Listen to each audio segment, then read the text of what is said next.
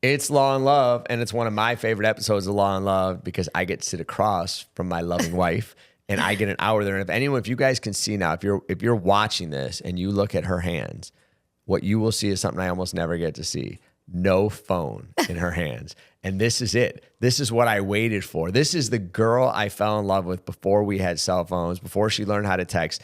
It's just you and me. Do you feel a little bit scared or intimidated now? No, I'm ready to go. You're ready? Yeah. So we were going to talk about, one of the videos that gets commented on from our social media a lot are the videos of our morning meetings, because some people probably start their day when this podcast comes out and they're like, I want to start my day with a little bit of law and love. But our team at the Husband and Wife Law team, they start with like music, law. Music make you and lose law. control. No. Music make you lose control. We start with music and then getting into some of our core values that impact our team. And so why don't we tell the story of why it is that 4 days a week, our entire team gets on at the same time by Zoom and we're all together. How did that happen?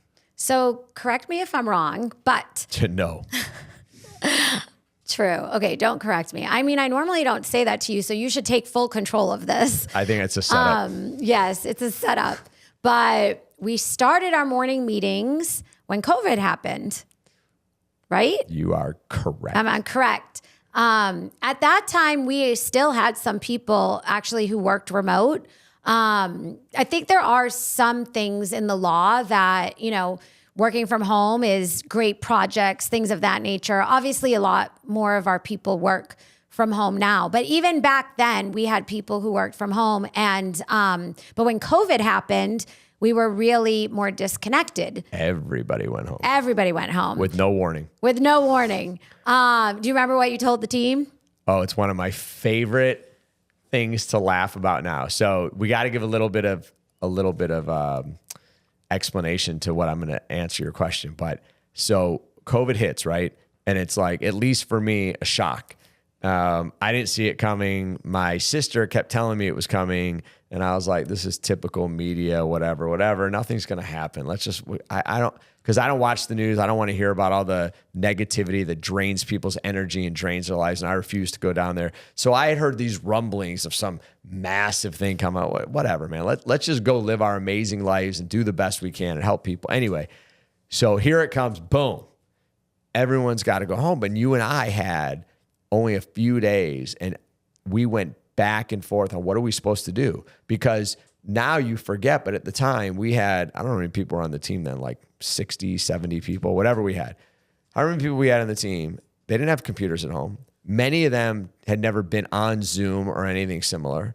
We had never used Zoom. Yeah, and their homes weren't made. Yeah, some of them had remote stuff. Some did. Yeah, but few. Not all of them. Right. Not even close. We had a handful of people who were with working. us for 5, 10, I think we had about years. 3 people fully remote, or 2, and we had about 12 people who were maybe part. Most everyone came in. Everyone came in, and their stuff was at work. And all of a sudden, now, while in the few days we had, people were starting to get laid off. So not from our office, but their spouses, girlfriends, boyfriends. Right. Yeah. So people are gone. Everyone's freaking out, and you and I don't know what to do. And here's the problem: at the time, no matter how much you care about people, and I think that we care about our team the way people should care about their team, because that's what's critical in any business, and we care about them individually. As one of our values, we support and cheer for one another personally and professionally, not just professionally.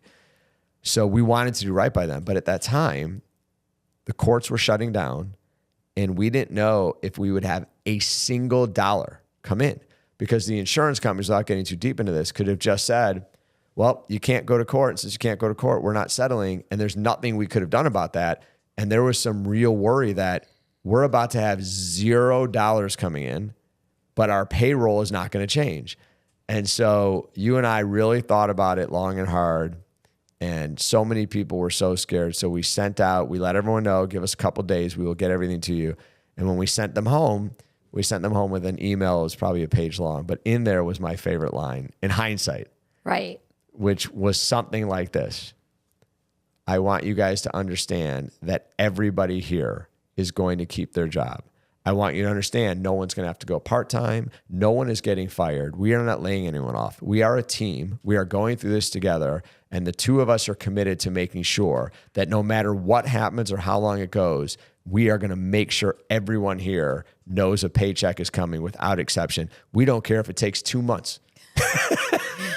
I think you said 3. Was it 3 months? Yeah. But the point is that now we look back, it was 14 months till we said, okay, doors are totally open in every way. But or even longer. I think it was 14 months until we said, Yeah. people, if you want, without exception, you can come in. Yeah. But the 3 months at that time, That which seems now so sounds long. stupid. Right. None of us thought We had never been through a pandemic.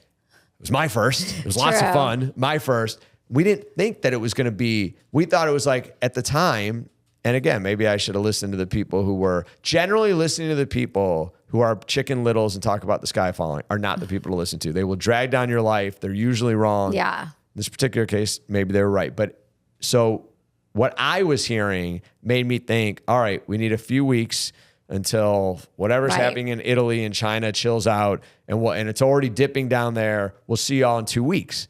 So a month, 2 months, let alone 3 months, that was like the outset. Now, the truth is we never did lay off a single person, and we actually added we actually a grew lot as it to the turned out. staff. But we started the podcast, not the podcast. We started the Zoom meetings, which we had never done Zoom at all. But one of our values also is we embrace positive culture. And we wanted to make sure, which is hard, even now, when you think about all of these companies. I mean, you have to work so hard when you have people who are working remote to have your culture continue to be great. And it's hard. It's something we work on, all the time. And I think we have an amazing culture. But the morning meetings, I think now, are a tradition that I think they help keep everyone connected. And yes, you started them with music because you start everything with music. Because music, the only thing I read this once and I agree with it, life can be amazing. The one thing that would make life clearly better is a soundtrack. If everywhere you go, there was music that fit the moment behind it, think what it does to life. So we actually those headphones are almost like that now. Oh, you can man. almost have that. The new headphones are unbelievable. It's like the Some sound. of them, yeah. Some of the newer, they can be pricey, but they are. I don't know anything about music. We have someone on our team who literally toured with bands and did their music stuff. I don't hear music like that. I don't understand music. I don't know the difference between tone and I don't know any of that. I just know if I like the music, but I love music to the degree as a total amateur. So that first week we said because we didn't know it was going to be more than a week. We said this week, let's meet at 9:00, right? And we called the meeting, we got this, right? I don't know if you remember that. And then the week went so well meeting together that we decided to do it one more week and we nailed it. We still got this. That we still got this was the label of the morning meeting for like the next year because it kept getting extended because people liked it. But we should talk about, I don't know. Hopefully we don't see another pandemic, but we did a lot of fun stuff with the team to make sure people felt, because there were a lot of people who were afraid and a lot of people in very scary positions for a lot of, everyone knows what different people went to and the fears that were out there at the time. But we should talk about some of the fun stuff we tried to do to make sure people who are stuck at home all of a sudden could still feel connected to the team. Because, if you're not connected to the people you're working with, what are you really a part of? Yeah, true. We did some scavenger hunts. Remember that? That was the best one. Yeah, that was my the favorite. best. Jeopardy. We did a lot of different things. We did walks. We had fun. pizza delivered to everyone's house so we could have a pizza party together. Yeah, we did a lunch walk. Together. We did the yoga, but no one showed up for that. That was a smaller one. And that was... Yeah, that was a bust. Yoga was, if you do Zoom meetings, don't do yoga. Maybe yoga Zoom is not the best kind of yoga. No one on our team wanted to do the yoga. We had but the 6 walks people. Did pretty good. So now we still do the morning meetings, and they're supposed to be 5 minutes, but they usually last like 10 or longer. Or 15. But there is still a great opportunity. For anyone in the business world, I think they're great in terms of going over things that happened that week, going over wins, celebrating people, anniversaries, with our work team. anniversaries. Well, we have asked the team now, because now we've been doing it for 4 4 years. years. And yeah. we've asked the team repeatedly, both in anonymous surveys and managers asking people. And I keep expecting people to say, I don't want to lose 10 minutes every morning. And that the feedback has been the opposite of that. It's like an upbeat. It is almost always, not always. I mean, sometimes bad things happen. Sometimes there's something really serious to address. Yeah. The majority of the morning meetings are about fun. Let's get to our values. Let's celebrate who we are, the difference we make, and, you know, some birthdays. And I always try to encourage people on their birthday, if they don't have plans, to go to White Castle, and they never follow up on it. But no one's ever gone to White Castle. No one has ever But we said have White got a lot Castle. of great recommendations for places to go. But here's my question. Why not White Castle? I just don't think people appreciate, Mark, The your culinary appreciation greatness. for White Castle. I mean, anyway. Maybe they're not having fun at like after midnight. I don't know. You can eat White Castle 24/7. Well, that's true. You can, but a lot of people can't. Have you ever had White Castle with me? I have gone through a drive-through with you, That's and I not- did back when we were in Michigan. I went with one of your friends and their girlfriends to White Castle. Oh, the four of us went. Yes, and I remember having, was it the cheese curds? No, I remember eating something deep fried, which anything deep fried is going to taste good. It was probably the onion petals. Oh, maybe the onion petals. So I mean, it was still good. Yeah, I really felt that. That was believable. But you know, when we're on the morning meetings, we did a TikTok. I showed it to you. We have a couple TikToks and Instagrams of your singing, and like millions and millions. So if you guys haven't seen it, you should go look it up. Would you call it singing? Is that a fair label for what I do? Like karaoke singing, yeah. You think so? I think so. But what's interesting is and I kind of slacked off on this, but for a lot of the hires, after those TikToks got kind of big, I started showing them to candidates to be like, do you like this or do you not? Because if you don't like this, you're not going to be a good fit here. Because we're about having fun, but we also have high expectations for results and client happiness and stuff like that. I think there are some people who actually don't like your singing. I'm not sure why. Alexis. Like they don't appreciate the magnitude of starting off a morning with great music and you're singing. You may be disappointed in the ways I am not like my dad, because you mention it sometimes. I'm short. I'm not patient. We should have your dad as a guest. Do you think he would sing like you do?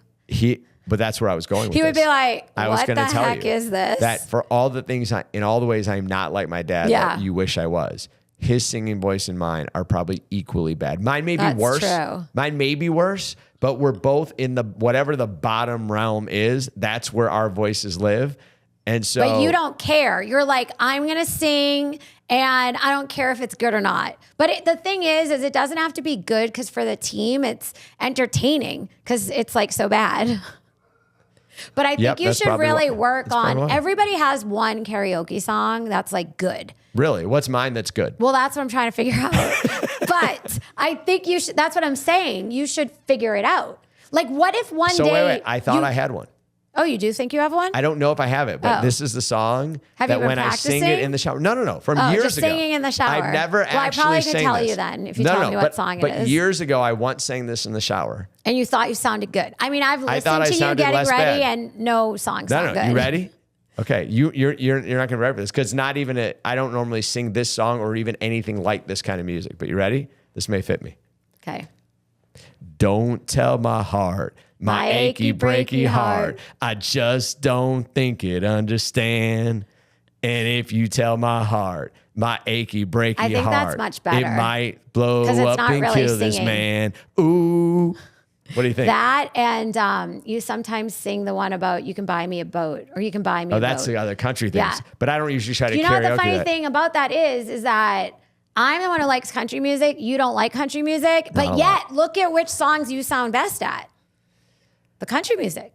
Well, maybe I've just been on the wrong genre. Maybe my You're on the wrong genre. my pop voice doesn't work. My Yes. Latin voice doesn't work. My rap voice doesn't work. But give me some country. By the way, You were doing that Latin song like every single day, like 20 times a day. oh, Despacito. Despacito, like Despa, please, Mark, stop. Like, do you think part of getting married is if the person likes to listen to music in the morning, you have to listen to their music? I think you should have waterproof headphones on. Well, that won't help because I'm the one singing. No, like Oh, like you want me to shower with waterproof? Then you'll still hear me singing. I don't even mind the singing. It's just like all your music is like really loud and like I'm trying to like get ready for the day and like what could be better than hearing and, when your wrist's like this, you don't check the forecast every day, it's going to rain. What could be better than that? And it's like always unpredictable. Some of the songs I'm like, wait, what song is that? Well, there are times you're like, what did he just say? There are a lot of times I'm like, Mark, I did listen they to some really music say that you're probably not ready for. Yeah, definitely not ready for it. But one of the things I do like about, well, first of all, I think you should really impress all of the team members and work on a song and like you'll be really good at it. What do you think about My Achy Breaky Heart? I mean, maybe I'll have to listen to more. And Buy Me a Boat's just a great song. That is a great song. There's a lot of great country songs that I don't think and you the first time I appreciate. heard Buy Me a Boat, Yes. I was like, why is this being played? And Chris was like, we were at a tailgate, we were setting up. He's like, just listen to it. Yeah. And I was like, wow, that's a great song. That's funny. Yeah. So one of the things that we And also I would not do, have expected Chris to play a country song. That's funny. I think he actually, that's one of your old college roommates, but I think he actually likes country music because everybody else got older, but you continued to stay younger. It's like, how did you go backwards? That's interesting. Like that's pretty amazing. It's the fountain of youth right there, woman. That is the fountain Think about of that. youth. While everyone I know. else I is wish aging, I had half of look your at me youth. walking it back. True. So, this is random, but I know that you've said that you want to like, you've been working out a lot and you're like, I said I've been working out a lot. Well, yeah. I mean, I think that's what you've been doing. You at least say you're going to work out. So like actually late at night, it was like 11 p.m. and you're like, I'm going to work out, but you didn't go anywhere. So I assume you were working out. But I went to our little workout area and I was playing. I had it up on What's my the computer program? I want to know if they have like a woman version because 100%. the Fountain of Youth. I need to find this Fountain of Youth. So first of all, yes, your son, one of your kids is the reason for this. So years ago, when I had gained 30 pounds since we had met over a course of like at that point 15 20, years. 30 years. Yeah. Yeah. So it's like pound or two a year. Yeah. It was very slow. Which isn't a lot, but over the course of 20 years, that's what gets you. Yeah, 1 pound at a time. So do you think people should weigh themselves every day? Well, so I've changed my view on that. At the time, I weighed myself 0 days. Yes. Except for when I go to the doctor every 5 years and the weight kept going up. Every once in a while you'd be near a scale and you'd jump on, and I'd always jump on for 15 straight years and go, yeah, that scale's wrong. And then I get off and I thought every scale I jumped on for 15 years was wrong. So you're like, Alexis, come look at this scale. I think it's wrong. That was after. And then I would step on it and I'd be like, unfortunately, this is right. When I lost the weight, I said, Alexis, we need to buy a scale because I think I'm losing some weight. And you're like, we own a scale. I'm like, we do? You said, yeah. I said, where? You go on my side of the closet. I had no idea we had a scale. So I get the scale, I find it, and I get on. The first time I've been on that scale ever, and the first time I've been on any scale in like 3 years, and I knew what I had weighed before. And I looked down, and it was like 15 pounds less. And I had been working out for like 6 weeks or something. And that's when I yelled to you. I go, Alexis, the scale is broke. It is? Yeah. And then you came in, and this is what you did to me then. Get out. And you kicked me out of the closet. You can't let somebody see what you weigh. Apparently not. That's so like, no. Then from inside the closet was your super annoyed voice. It's not broken. But okay, what's your new? So I'm telling you, there's a Sometimes story you take to a long appreciate. time to get there. It just makes it that much better. Got to get there All faster. the greatness comes from working through it in a process. It's a People process. from Boston, like myself, like we got things to do. We don't got time. We need to we're checking spoilers of things. Like we need to just know end results. We have been telling stories since the human race began. Stories are how we learn. I am here to teach you in a way that you can best appreciate and remember it. Okay, you know I don't like history, right?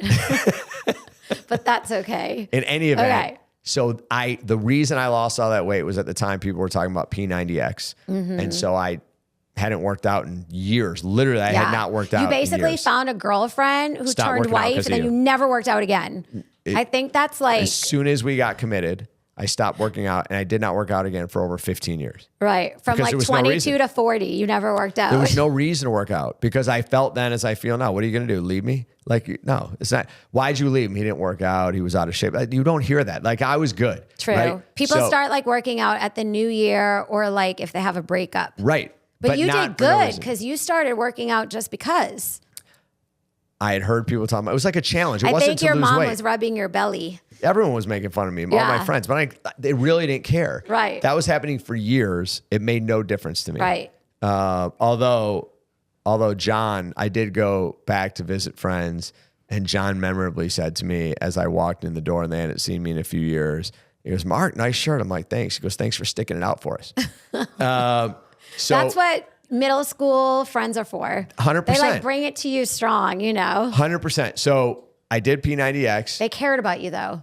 Yeah, I don't care. I'm sure. I don't remember what I said back, but I'm sure it wasn't. I'm sure I had something to say, right? So, but that was the first time. It's funny because his brother had also said something to me, but when at some point, but when two people said something to me, it was the first time I believed I had actually gained weight. Even though the mirror was there and the scale was there whenever I saw a scale, even though not at our house, I never believed it until my friends joked about it. And then I was like, oh, maybe I'm gaining weight. But years later, it was several years later, I think, when I did P90X. Yeah. Anyway, so recently. Which is really hard. Like I'm not about to try a P90X. So this one, your son said to me, I don't remember how it came up, but he was like, somehow P90X came up. He was probably being like, "Dad, you have no muscles and I'm a lot bigger than you and you're a loser." He said something like that. That's what happened. That's exactly. Right. His little scrawny butt finally started working out. Yeah. He got a little muscles and it went to his muscle head. And then he all of a sudden wants to trash talk me. You're like in a competition with your son, but he doesn't even know it because you're in competitions with people who don't know it. Listen, I would crush your sons. So that's they because you have know it old and man I know strength. it. Old man strength's real. It is real. And no matter what they say, they live in fear of me. So is old woman smarts. That's why the kids should always listen to me. Is that and why? Old wife smarts. I don't know. I don't know if that's actually true. Old man strength is actually true. I believe it's real. I believe it's real.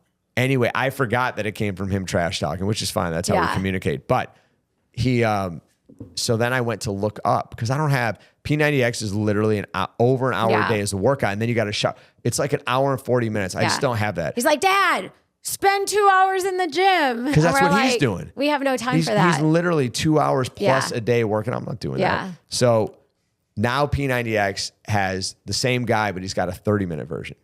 Okay. So 30 minutes I can do. So that's what I was doing last night. It's P90. So what is it? P90X3. P90X3, and the 3 is the third version, but it's X 30 to minutes. the third component. I was helping one of the kids on that the other day on their math. And you know what? ChatGPT will solve that stuff for you. It's not X to the third power. It's not. Oh, okay. No, that's not what it is. It's just X and then the number. I learned how to put that into the ChatGPT. How to put like X to the third power. So you learned how to cheat using ChatGPT. It's not cheating. I just wanted to figure out how to do the problem. Someone said to me a couple of days ago, life is an open book test. Like in school, nothing's open book, but in real life, you can always go find out the answer. But how do people then not do good on open book tests? Because I'm like, how did you not get an A? It was an open book test. Well, I think it depends. Back then, you had to know what was in the book and flip through it. Yeah. When we did it. Now you could just Google it. Yeah. Or but I don't think that's the open part. So what is the workout? I just told you. No, like what do you do though? So the same stuff. So is there like a woman's version and a man's version? So that's what I was going to tell you. In the video, there's men and women every time. Oh, okay. So it's not for men or women. Either can do it. Is it cardio? It depends. So it's cardio or strength. Got it. It goes back and forth. But now, so back in the day, I got discs. Now you subscribe because everything now is a subscription. Yeah. It's all a subscription as a service, businesses, right? So now I pay whatever. I think I got saw a deal. that the punching bag went out the door. Yeah. So I think it's now $15 a month. That's a cool subscription, that punching bag for exercise. That was good because it would measure how hard you hit. Yeah. It was really fun. For those that like it was punching bag and stuff. That thing was fun. Yeah. But the P90X has that's what I use every day is P90X3 because it's 30 minutes. It's a combination of cardio and strength. No weights, a little bit of weights, but not a ton, very little weights, right? But they have so many different things, including pure cardio stuff. They have stuff that's more by women, for women. They have stuff that's a little cool. more. So your job this week is to get me to do one of those. Even though I broke 2 of my toes. There is no chance. Yes, you have to be responsible for that. But I should be responsible, just like at the office. No one should be held accountable for things they can't control. I don't control you. That's Anyone true. who's watched the Law and Love podcast knows I cannot make you do anything. Well, I'm just challenging you a little bit. But let's get back to our Zoom meetings now. So one of the things that we also do is we do a quote. We also do a lot of quotes with the kids. I'm sure you gave that child a quote. Which child? The one who was telling you that you need to work out because you're really small. I'm sure I don't know I'm if sure I he gave him didn't a say quote. that exactly, but They have told him he talks too much. he does talk a lot. But it's So- good talk. Yes. I love listening to him talk. This is But Tate. We're talking about Tate. Like we don't have you to can't just tell everyone who we're talking about. Tate. No, Tate's a little yappy. And Tate is perfection. Tate is actually our rainbow child. They didn't call them rainbow children back then, but I called him my miracle child. But what is a rainbow child? it's when you have a miscarriage and then you have a child afterwards. What? Yeah. Why is that a rainbow child? I don't know. You'll have to ask the world, but that's what it's called. But I call him my miracle child. So he's Are you sure you're right about that term? Because I'm pretty sure that's not what rainbow is. okay. Maybe it's not. I don't know. I'm pretty sure it is. But you can convince me because you're a trial attorney that I have no clue what I'm talking about. So that could be. Well, then there Rainbow might baby. be more than one context. In any event, Anyways, whatever, he's our miracle child. We would not have had him but for that miscarriage. that is true. So That is true. he's got a special place in our heart, along with the other 7 kids. But what quotes? We always give kids quotes. You want to talk about some of our Let's quotes? talk about some of our Let favorite me quotes. see if you can, because I do this to the kids, where You I'll give do. them a couple words and I'll go finish this. Yeah. Because basically what I always say is, I pretty much say the same. I say 7 things to my kids. I just say them True. over and over, right? You say a lot of the same jokes too, but you tell me you're saying them to different people, so it's right. okay. It's a new audience. but I'm still listening to all of them. But on it these- is a new audience. These Yes. quotes are intentionally filled. It's repetition, True. because they are the things that change your life. So True. I want you to tell the second part of every quote. You ready? All right. I won't remember them Am all. I but gonna get in trouble if I get it wrong? Because I see you get who the can get kids you in trouble? We're all afraid of you. You ready? It's a good afraid though. Okay. Can we establish that? What? No, we can establish you think it's a good afraid. I think it's a good afraid. Like there's different types of afraids. But if it's a good afraid, then I feel like it's okay. And it's like good if it's if they like fear you. I have high expectations and then that's a good afraid. But if you're like really mean and not nice, then that's not as good. So I like to think that I'm more a good afraid because I have high expectations for people that I feel that they all can accomplish. You should turn that into a quote. But anyway, okay, let's All go. right, ready? Yes. What's the most important decision you're going to make in your life? Wait, that's an answer, not the rest. I want you to answer it. I your asked these kids- spouse. Nope. What's the most important decision? What do that I say you're- to the kids all the time? What's the most important decision you're going to make in your life? Who you choose to marry. Who you marry. Who you marry. Okay. Your spouse is not the right answer. I say the same words every time. You've been around me 1,000 Okay. times. Who you marry. Okay. Well, Okay. I kind of think those are equal and are the same. And I do agree with that. Okay, That is ready? the most important decision. Yes. Yes. And as I was talking to one of the kids recently, and I was going, look,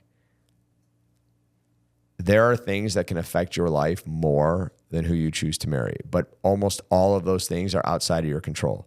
In terms Right. of the things you control, Yeah. you will probably never make a bigger decision than who you marry because True.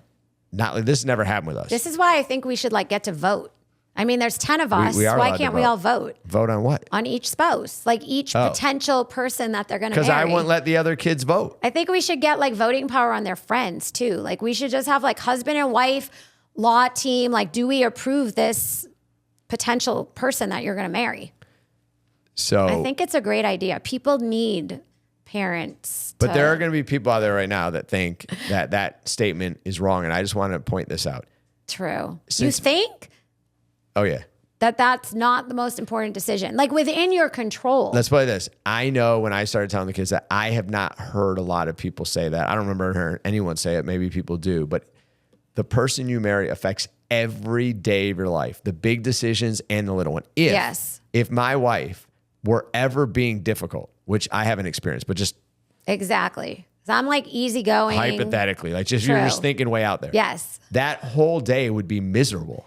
True. If if you didn't have all these goals and expectations to fill, it's just everything. that would be so boring. You'd be If you guys don't watching TV all day. If you don't agree on whether money should be more saved or more spent and enjoyed, if you don't agree on whether kids should be strictly disciplined or allowed to make their own decisions early on, if you Yeah. don't agree on all these things have such a massive Yeah. impact. If you don't agree on, here's something just like this. You think there's people who don't agree that the person you're going to marry is not the most important decision?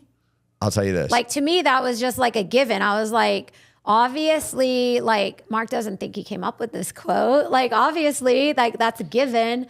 I mean, obviously, we say that to the kids all the time. I'm sure the concept is not unique. However, that people should say that more to their kids. Their actions and friends. By their actions, I will tell you that I think many people do not agree with that statement. I totally agree with you. They marry who they're in love with. Yes. In that moment. Yes. And think love will solve everything, we'll work it out.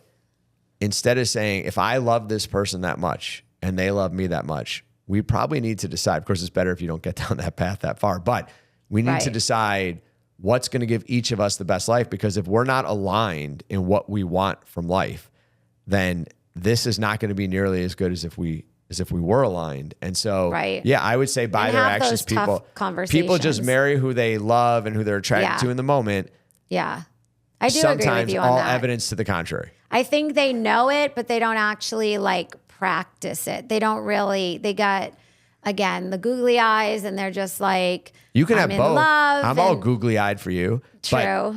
But we got lucky because we are aligned in all the big stuff. On the little stuff, we could not disagree more. But on the big stuff, we are totally aligned. That is true. We disagree a lot on the little stuff. But the big stuff is what really matters. But I do think that's a good quote. And I hope our kids have listened to it the 10,000 times that you've said it. I think you would. I'll all right, have ready? to remember it. Because you just mentioned once. You ready? Finish this. Show me your friends. I'll show you your future. That's right. That's it. Yes. But there are other ones of that. Like, you are the 5 people you surround yourself with and things of that. Right. But I do think that's very true. It's like, especially when you think about like, even more so when kids are younger, like, you know, middle school, high school, college. I mean, like starting your career. Like, if you're around people who aren't studying or who aren't driven or, you know, aren't finishing school and maybe they don't need to, but just all those different things, I feel like that's where you're going to end up, which. Listen, first of all, I should give credit where it's due. So Maurice Clarett was a running back at Ohio State. I heard him interviewed years after he got in trouble. And his life kind of went sideways and he said it and it immediately rung true to me. And I hate that it's true because I think we should all open our minds and hearts to be friendly with and associate with not just people who think how we think and do it. That's how we end up in these situations where everyone just tells each other.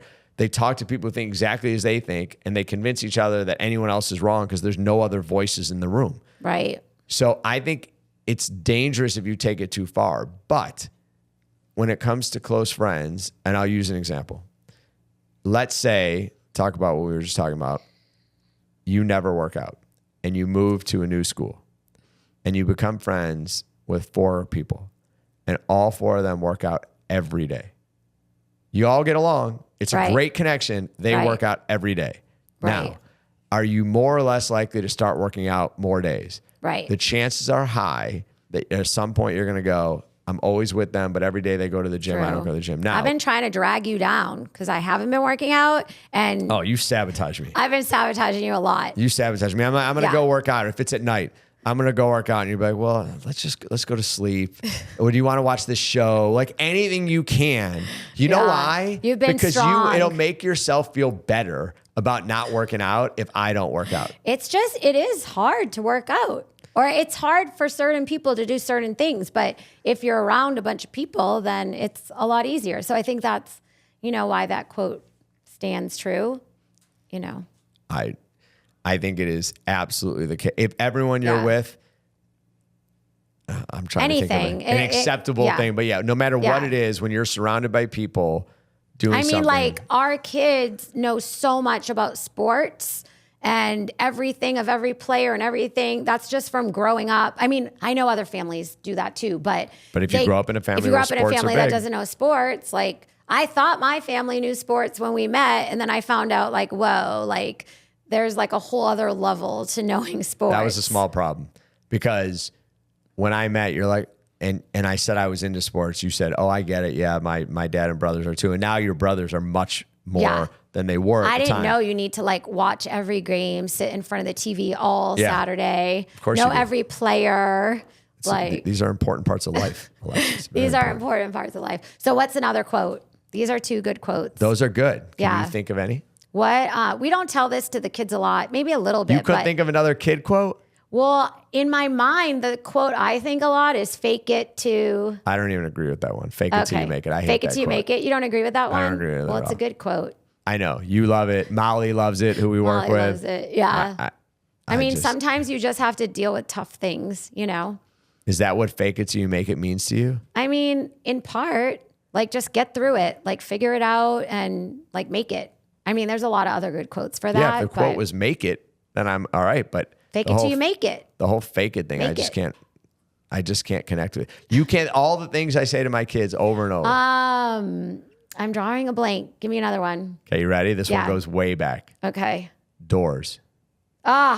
That's not really a quote. It is too, and it saved our kids' fingers and toes. Okay. Doors are not toys. Doors are not toys. The doors are not toys. Because, of course, when you have a bunch of little ones running around, they think doors are toys. And they and slam they're 'em. slamming them. Mark used to run around going, doors are not toys. Doors are not toys. Do you think the kids remember that one? I don't know, because it was all when they were younger. Yeah. But I said it through all the kids. Yeah. Because I don't know what it is about kids, but when they're playing hide and seek or they're chasing each other, Yeah. they're mad at each other, whatever it is, slamming a door. True. But that door slams at the wrong moment and you got a problem. Yeah. I think part of that is because we do injury law and we see people getting injured all the time. Like even But not a lot by doors. But you're thinking you're going to get hurt. Yesterday, when we were at the Diamondback game and we were at the suite that we invited a lot of people to, on the things that you have the food in it, I went around and I was kind of laughing at myself, but I went around and put napkins in the holders because I was like, who's going to get wondered burned? why there were napkins. Little napkins, because On the- otherwise you get burned. You're just talking about like the sterno trays. Yeah, the sterno You trays. mean the things that everyone who's ever been anywhere. But they're so hot there.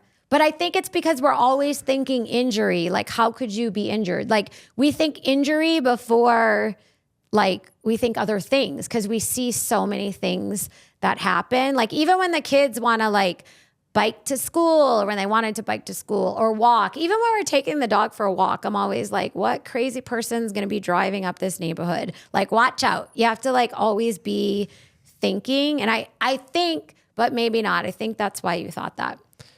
And one kid I think did get hurt.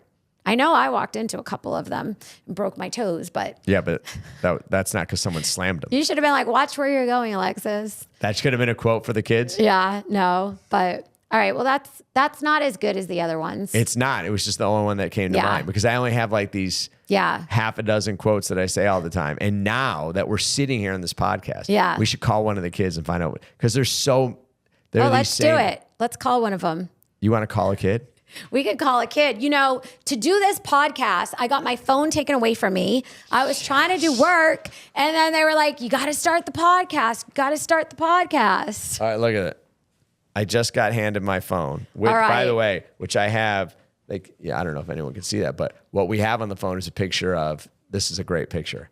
That is a great picture. That's a picture of the whole family at a Michigan State game. At the Michigan wearing State Michigan tailgate. State stuff. So Wearing Michigan State. And tell them your ringtone. my ringtone is every time anyone calls, it is the greatest ending in the history of any college football game ever. And so you want me to tell them it? No, you got to call. Oh, he has and trouble be with at the random. snap. And the ball is free. It's picked up by Michigan State's Jalen Watts Jackson. And he scores at on the last play of the game. Unbelievable. All right, I'm texting this. Ready? Oh, you're Kids, texting? Mom and I are in a podcast right now, and we need to know dad quotes. What are the quotes I always say to you guys? Question mark. That's not fair. I thought you were going to call one of them and be like, I'm afraid of what they'll say, Alexis. oh, you're afraid of what I've they'll spent say. a lot of time with these kids, and I'm just not sure that I trust unscripted Briar kids. That's funny. Well, you have to go for the ones that are like the really good ones, and then they'll give you what you want. The really good kids? Yeah. So we'll just call that kidding. one? We'll call that one. No, just kidding. So do we have any other quotes? We have a bunch of other quotes, but we're waiting because I can't remember any of them because there's just too much pressure. Yeah. Well, one of the quotes I tell the team a lot is regarding their brand. Like, you are what people say about you when you're not in the room. That's a quote I like a lot. And I tell the kids that a lot too, because it's like, even if you're not a company or you're not a manager, whatever, like, you still have to know that people are always watching you and they form what they think of you, you know, whether you're intentional about it or not. All right. We got 4 coming in already. 4. Wow. I'm surprised they responded that fast. But now we're up to like 7. Really? Yeah. These kids are well trained. Here was one. Go to your room. Was that Tate? That was Karina. Oh, that's funny. Okay. 2 of them said this one, which I shouldn't repeat. 2? Yeah. 2 of the kids already had the same one come in. Now I'm getting a whole bunch, but oh man, I'm getting a bunch. Look at that. Wow. Is it from, like, you know, the 80-20 rule? Like 20% send 80%? Like, how many of the kids have responded? Already, I got Cade, Talia, Pierce, Kaylee, Karina. Just and then the 3 boys. No, many. What do you mean? Oh, that haven't responded? Yeah. Ariella has not yet responded either. Yeah. But yeah, and they're coming in fast and furious. So this one I probably shouldn't repeat, but I just want to be clear. It's a joke, but it's not as funny when a teacher calls home from school and says, your kid just said, if you're not cheating, you're not trying. Yeah, if you're not cheating, you're not trying. Yeah. It's supposed to be a joke. It's supposed to be a joke. Because it's so obviously stupid. Yes. And I think the kids know it's sarcasm, but the teacher did not. Yeah. Well, that's the thing. Like, when the kids were all going to school, I think the teachers learned more about us than, I don't even know if it was the truth, but the kids talk. I mean, I think all kids talk. So you got to be careful what you're ridiculous. Telling kids. But some of the stuff they said may have been true, but some of the stuff, I don't remember what stuff, but I remember hearing things sometimes going, this never happened. Maybe they were trying to get an A. Some of them are these kids being funny. Now I have so many, I don't even know where to go with. But all right, here we go. Control. Oh, yes. That's a good one. How'd you forget that one? I don't know. It's probably my favorite. Yes. Control the controllables. That is a good one. We got to give credit where it's due. It's a Nick Saban quote. At least it was Nick Saban 20 years ago when I heard it. Yes. But it works 2 ways. Yes. So a lot of times when people hear me say control the controllables, they think it means that there's nothing you can do about it. So stop worrying about it. Like, stop obsessing on something you can't change. Right. But that's only half of it. Right. I mean, that is true. I think a lot of times all of us get caught up in, look, I still have nights where I think about a high school wrestling match or 2 that I lost and it still bothers me, right? So I'm not in trials that haven't gone my way. From what I see, you sleep just fine. I'm just saying. Well, while I'm sleeping, I could probably tell you to go to sleep right now and you'd probably go to sleep. While I'm sleeping, I'm thinking about a couple matches. Anyway, so it is true that, as another quote that I got from Terry, who used to work for us, if you can't put it down, you're going to have to carry it. Yes. Control the controllables does mean, half of it means, stop allowing yourself to be dragged down by something that you have no impact on. But the other time I say it is when someone's like, oh, this is so bad. This boss is so bad. This teacher's so bad. This happened at work. This judge did this, whatever it is. And if instead of just accepting that, they said, I'm going to find a way and I'm going to keep finding a way. You and your daughters are amazing at this. I don't care. What do you mean no? I don't know what your no means. I'm going to keep coming at you until I wear you down and get a yes. Right. And I think way too often people do miss both sides of this. Right. They either obsess over things they can't control, or, and I would say the or is at least as frequent, people accept defeat or loss or a bad situation going, there's nothing I can do, when there is something they can do, but they don't go, you know what? I'm not taking that. Isn't that like, I mean, in some ways, I think that's about mindset. Like, control the controllables. I mean, sometimes it might mean you need to have more grit than other times, but sometimes it means you just have to find a way to, figure out that problem, like be solution based. And I think that's a good quote, because I think it goes to Well, I like what you said. Like, it's not just about what you can't do, because a lot of times there are some things that you can't do, but oftentimes in life, there's all these things that you can do. So how do you make it happen the way, or how do you overcome a situation? This is not a kid quote, but it's one I've said a lot. But wait, before we go off of that quote, yes, I think I told you this. I thought it was really funny because the kids call you a lot. They call me a lot too, but one of the kids called me and they just kind of, I guess, wanted a mom voice, wanted to talk it out. And I talked it out, went over everything, gave them mom advice. And then at the end, I said, well, you know, you got to control the controllables, like Dad said. And the kid said, if I wanted to hear that, I would have talked to Dad. I would have called Dad. I thought it was so funny. I was like, okay, good point. That's so true. Yes. Recently, I've said to you a bunch of times that I think more people do more damage to their life because of their inability to have difficult conversations. Yes. And that's a control the controllables related item. Yes. People go, I can't do this. I have to quit my job, or I have to leave this person, or they have all these things that they have to do. Yeah. But what they're really saying in some of those cases, I have to do it or have a really tough conversation. Mm-hmm. That really tough conversation can change your life. True. Literally can change your life. You know, when we talk to A lot Derek, of people just aren't confrontational though. well, I get it. And it's a skill, but it's a skill that can be learned. You don't have to be a naturally confrontational person to learn how to be good. Yeah. How to be solid at the skill that will change your life. Derek, who was the lemonade vendor of the year, the vendor of the year in Major League Baseball we talked to, was talking about he had one, in effect, tough conversation from his boss to him, and it changed his life. Now, part of it was his grit and his willingness to listen to the suggestion that the boss made.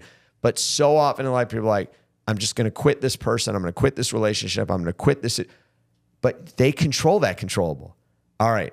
There's 2 books, Crucial Conversations, and I think it's called Fierce Conversations. Anytime, I've never given it to one of the kids, but people on the team, I'm always like, read this book because it's a great book. And I do think, especially in relationships, you know, you see a lot of people who just, they just don't want to work things out or stuff like that. And it really just comes to like really having good communication. You and I have known people whose relationships have ended, including in divorce in some cases, because the really tough conversation wasn't had until it was too late, or never at all. Yeah. And good people who could have had the 50+ year marriage. Yeah. But because they didn't want to have, they didn't have the skill set or the willingness or both, and that is controlling the controllables. They just waited until they burst it out. You don't have this issue. No. You pretty much tell me what you think. If you marry a trial attorney, you're not going to have that issue either. Yeah. I wonder if other attorney relationships are like that. But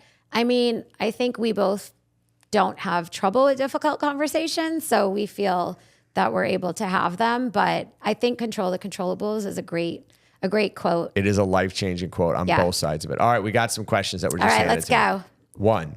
Yes. Naomi said, I thought you guys having 8 kids was some type of rumor. I'm actually shook that it's true, but good for you, to be honest. That's so funny. One guy I saw on TikTok said, is your ego so high that you had to have that many children? Yes. Like you have to have all of the genetically kids. Well, that's kind of funny. Remember that song? It is true. I don't remember who sang it, but been around the world and found that only stupid people are breeding. They were talking about us. They were talking about us? Maybe. I don't remember who sang it, but. Well, it's true. 4 boys, 4 girls. Be shook. Yes. All right, you ready? Next one? Yeah. The next one's from Alexis. Okay. I don't know if it's you, Alexis, or another Alexis, but. I don't think it's me. Oh, no. I love your name, and my husband's name is Marcus. So close. I want to ask my boss if my son, who's 2 years old, can come to work with me so I can save on daycare. We work in an office. I saw a video on your TikTok with your employee's baby, and it gave me so much hope. Well, talk about difficult conversations. Wow. I mean, that's a difficult conversation, but I don't really think having children in the office every day is something that is good. I think I would more ask him if she could work from home, because then some days anyways, and because then you're like set up to work. The kid's not, it's hard when you bring kids into the office. It can be done, but I think your place has to be set up for that. And a lot of places aren't set up for that. What do you think? I think you have to get. We did used to have, like, our two oldest used to be in the office, but they had an office. Our youngest used to crawl around. True. And Every one of the kids was in the office. Got his diapers changed by Dahlia. By staff and stuff like that. And sat on Kathy's lap. True. It could be done. It could be done. You got to ask the other team members to help out. That was the owner's baby. Yeah. So it's different. So I think that's a time where if I was saying to Alexis, what do I think? Yeah. I think you have to get very open on the lines of communication. So for instance, in some places, a 2-year-old won't work. Oh, you work it as a nurse in the ER? Yeah. 2-year-old's not going to work. Oh, you're watching 2-year-olds in daycare? 2-year-old's going to work. Now, I'm obviously being, ridiculous on both ends of that, but True. I would say there's a large percentage of bosses that even if they want to help, are not in a position to help. And I think I would encourage her to say, hey, boss, here's my situation. Here's why I can be just as productive with a 2-year-old. Now, I don't know how you do that, right? It depends on the job. If you're trying to every day bring in a 2-year-old, how are you going to be as productive? How are you going to make that work? Or are you going to be less productive and take a cut in pay? And your productivity that you lose for the person who wants you there, how are you making up for that? Are you doing it different hours? Are you going to give up part of your job and part of your pay? Because I think there's nothing wrong. What Alexis is basically saying is, look, daycare is incredibly expensive. Right. And I want to be able to, I love my job. Well, I don't know if she loves it, but I like my job and I want to be here. But there's another side of that too. Your boss is sitting there going, I'm responsible for A, B, and C. You're responsible for part of A, B, and C. If your 2-year-old's here, how's it going to affect you and everyone else? Right. And I think you got to get open and have real dialogue. Yeah. And one last thing, you got to be fair to both sides, right? Yes. The right boss will say, how can I make this work for Alexis? Right. But Alexis has to be fair to the boss and go, is this good for me, but not fair for the deal I've made with my boss? Right. I mean, to me, difficult conversations lots of times comes down to having clarity, like clarity of expectations. So I think you're right. I think you have to go into that conversation having clarity, because at the end of the day, you're getting paid and you have to make sure you're able to achieve the deliverables. So what is the expectations for when you do bring in that child? Are you able to deliver the expectations that the boss is going to require of you? Is it not going to be disturbing to the other team members? Lots of times I think that's one of the biggest things, bringing in kids. You just have to really, everyone needs to know, because kids are so cute. Obviously, I love children. But, on a daily basis, they need to know that, we're still here as a business. So I think creating that clarity of what that looks like, and there's all sorts of different ways besides having them come into the office. You can work remote, different things that can happen. Yeah, work around the hours. We have some team members whose hours, are a little bit different. But and going back to the control the controllables conversation, you're not stuck in this job, right? If you're Alexis, there are other jobs probably. So where you can work from home 24/7, and it depends on the job. So, all right, next one. You ready? Yes. Dave has a question. We have 2 more. This one's from Dave. 2 more. Okay. What's your Taco Bell order? Taco Bell order. Yeah. Oh, that's a good one. Okay, so I used to call Taco Bell Taco Smell. Mark always loved Taco Bell because if you remember, he was raised on McDonald's and liters of Coke. Fast food in general. Fast food in general. I think actually Taco Bell was like about once a week. I get your once a week Taco Bell. So for me, I like the Mexican pizza. That's what I usually get because after being with Mark for so long, I finally had to find something I liked at Taco Bell. So the Mexican pizza. And then I will say I started to have some of the soft tacos, and those are pretty good too. No cheese or sour cream though. I just get the meat and tomatoes and lettuce. So here's why it's a tough question to answer for me, because one of my favorite things about Taco Bell is you can mix and match so much that what I like about Taco Bell is as I'm rolling up to that screen, I'm deciding then. So I used to always get tostadas. The only downside of tostada is if you don't eat it right away, by the time you get home, it's no longer crunchy. Now, I think back in the 80s and early 90s, their tostadas were thicker. so you could eat them when you got home. But now the great tostada, or maybe your expectations were less back when you were like it's possible, 10. but I don't think so.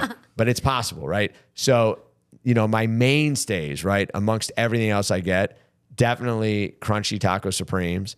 I do like the Doritos Locos tacos. I'll often get a bean burrito as my extra thing because bean burritos heat up as good as when you got them. So if you're not sure how hungry you are, you get that. Nachos go to my tostada thing. The nachos are good. If I can get, if we go inside, we usually the nachos Belgrande nachos. was coming up, used to be my number one thing back in the day. But the thing is, same thing. If you don't eat them for a half hour after they're made, there's nothing left of the thing. So is it true? And whenever possible, cherry Pepsi to top it off. Cherry Pepsi. One of the girls likes their dessert, the cinnamon rolls. Yeah. Which are really good that we don't really get a lot, but those are really good. The kids, and some of our kids over the years, now just the littlest one, loves their Baja Blast freezes, the slushes. All right, last one. You guys ready? It says, this is from Amy. Mark, you are a genius at marketing, and I think Alexis is probably okay too. No, that's not what she wrote. It's not exactly what she wrote. She wrote, you guys are genius at marketing, but I think she meant the other thing. How did you decide to do all that as a law firm? My dad is a lawyer, and he refuses to even get an Instagram. I want to see his name in lights on a billboard, and he could do a podcast like you. Help me convince him. Let's help Amy convince her dad to market. I mean, wow. So for us, it came pretty naturally. Like we just wanted to help more people.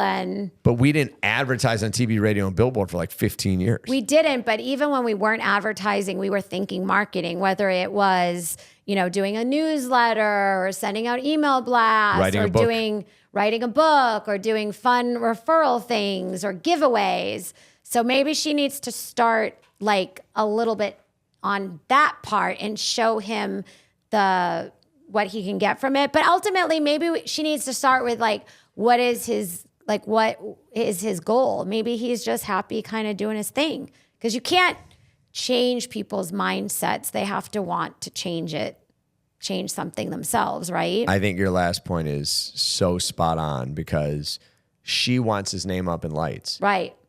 Now, he may be coming home complaining about the lack of work and the lack of appreciation, in which case this is a great conversation to have. Right. But if he's someone who hates the idea but let's put aside whether he hates the idea of marketing. Does he have the right amount of business, or does he want more? Some people are at their perfect spot. Right. Now let's say on the other hand, he goes, I hate marketing, but I wish I had more clients. It's not fair that I earn more clients. I know all these terrible lawyers, and they're making all this money helping all these clients, and because they're advertising, and I'm a real lawyer and I do things the right way, and my clients get way better results, and I'm barely making ends meet. Well, on that part, you and I can relate, because we had several years of conversation before we decided to advertise. Because what I would say is this: it doesn't matter. Let me rephrase that. It is not enough that you're great at what you do if people don't know that you do it. True. So you can be the greatest plumber, greatest HVAC guy, greatest mechanic, greatest lawyer. It doesn't matter. If no one knows to hire you, it doesn't matter how good you are. And I get why a lot of people go, I don't want to be, I got Bonnie Blue walking in my office. Mark, I need 5 minutes. Do this trend. Well, one, I crave attention, so it's fine. But regardless, I know. Really? I know. Hard to believe. But I also know that by people getting to know me, whoever I am, this is true for anyone, because not everyone's going to connect with me. A lot of people won't connect with me at all, but some people will. Right. Those are the people that would want to work with a firm that's been built the way we've built the firm. Right. And so if you're sitting there, and a lot of lawyers have done this, and I've had these conversations with a lot of lawyers I respect. In fact, I would argue that the majority of lawyers that I respect, the greatest lawyers, many of them are not doing any marketing. They're not getting nearly the number of clients to hire them that they should, because they go, I hate marketing. But if you know you're great at something, maybe go, I don't like marketing, but it will allow people to see that they're missing out on someone that does something better than the people they're otherwise seeing. And if at that point her dad goes, you know what, it's not worth it to me, Give them a hug, tell them you love them, let them know you cared enough to ask the husband and wife law team. But if he's sitting there going, this is really frustrating, then I would say this. Yes, the fact that lawyers are advertising is terrible. Most of the ads are terrible. I don't think it brings dignity to the profession. I don't think it raises up the profession in the eyes of the public, which matters so much. I think there are so many negatives. On the other hand, the people you don't want representing your clients are the ones that are many times advertising. So if you actually care about clients and care about what you do, then maybe put ego to the side a little bit and go, I may not like advertising and marketing, but I'm going to get word out there so these people end up with a good lawyer and not these people that do things the wrong way. I mean, I feel like that's where we came from. Like, we started advertising because we were like, wait, all these other firms aren't going to trial. They're not getting the best results. Their clients aren't happy. We see it from the reputation out there, and we wanted to serve more people. But we also did do a lot of things that, you know, were on that grassroots. So I think, like, for him, it's like, yeah, deciding like what he wants. And then, you know, there's still ways to get your, I think sometimes people are afraid and they don't have, you know, the skills and stuff like that. So she could even just like start a little bit and see if he's comfortable with that. And it doesn't have to be Instagram or billboard. It can be reach out to your former clients with a monthly letter or postcard that just says, let me tell you 5 things we've done for clients that you may not have known about. Right. We really appreciate your referrals. These are people who already know that you do a great job. So now that we wrap it up, yes, what are your final thoughts on this episode My final of thoughts, the Law and Love podcast? The Law and Love. I love the quotes. I think everyone hopefully can take away something about the quotes, and whether you're raising children or in a new profession, having to have difficult conversations, looking for somebody to marry, whatever it is. I think all those quotes are, you know, great things that we should have started even younger with the kids. And my final thought is this. I love the fact that when we texted the kids in the family group chat, yes, they're still blowing up my phone. They're still blowing it up. One more. Anyway, we're getting all these texts from most of the kids so quickly with all these things we told them. They're just so happy maybe, that like during the day you reached out to them, because normally we're so busy and we're working and at trial or doing things with clients. So they're like, whoa, Dad reached out to me in the middle of the day. What's going on? But when you failed to remember a quote and I failed to remember a quote, our kids maybe were listening. Now they have to go live it, but they were listening. All right. True. With that said, thank you all for spending some time with us on the podcast. We really appreciate it. Alexis, give them the email if they have questions, comments, or concerns. podcast@husbandandwifelawteam.com. They must have lots of questions. Oh, yeah. We're such good material. I mean, law office, 8 children, quotes whatever now, you got, we got the answer. Book recommendations. Exactly.